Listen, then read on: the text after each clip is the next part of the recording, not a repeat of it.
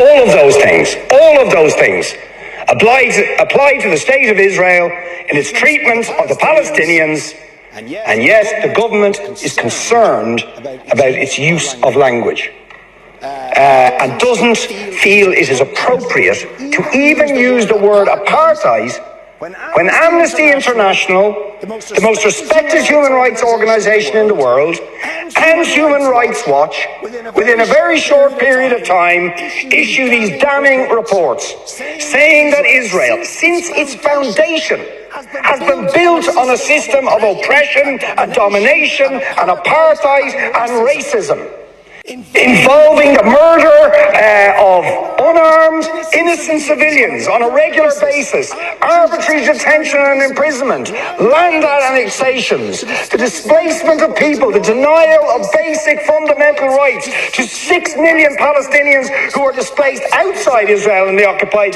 territories, to the right to their return to their homes, to the illegal blockade of Gaza, which has left, as they say in the report, Gaza in a permanent state of humanitarian crisis, denying people access to food, to water, and treating the Arab population as a whole, the Palestinian population as a whole, as an inferior race. I mean, it doesn't get stronger than this. And yet you want to be careful about your language. You're happy to correctly use the most strong language to describe the crimes against humanity of Vladimir Putin, but you will not use the same strength of language when it comes to describing Israel's treatment of the Palestinians, when it is now being documented and detailed by two of the most respected human rights organizations in the world, and indeed has been alleged by dozens and dozens of non-governmental organizations, and to be honest, anybody who looks honestly at the decades of brutal, inhumane persecution of the Palestinians, successive assaults on Gaza, the annexation of their land and territory, the systematic application of apartheid rules, you don't want to even use the word apartheid. Never mind sanctions.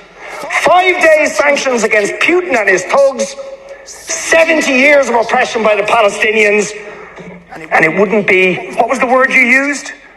It wouldn't be helpful to impose sanctions. Amnesty International are calling for Israel to be referred to the International Criminal Court for crimes against humanity. Will you support it?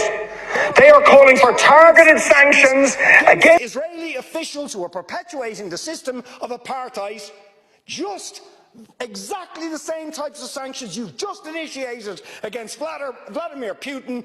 Will you support it? And I think the answer is clearly you're not going to. And then we ask the question, why? Why? Now you see, if you're going to have moral standards, those standards have to be consistent. Otherwise they are not standards at all, they are just cynicism. And of course we all know the reason that the standards are not consistent is because to call out the apartheid state of Israel would be to run foul of the concerns of certain states that are now presenting themselves as defenders of democracy and so on, such as the United States, the UK, Germany and other powers, whose relationship with Israel, supporting it and backing it, means that the European Union's moral credentials are bankrupt.